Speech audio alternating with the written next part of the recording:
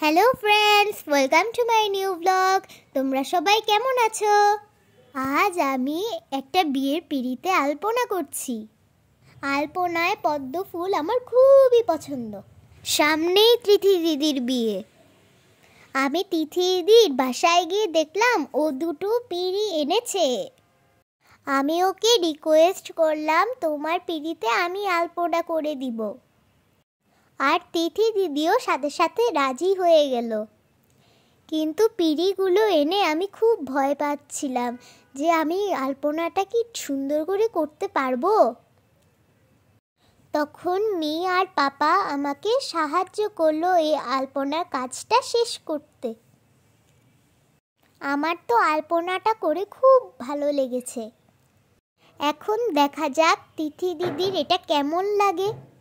তোমরাও কিন্তু কমেন্টে জানিও আলপনাটা কেমন হলো। Bye bye.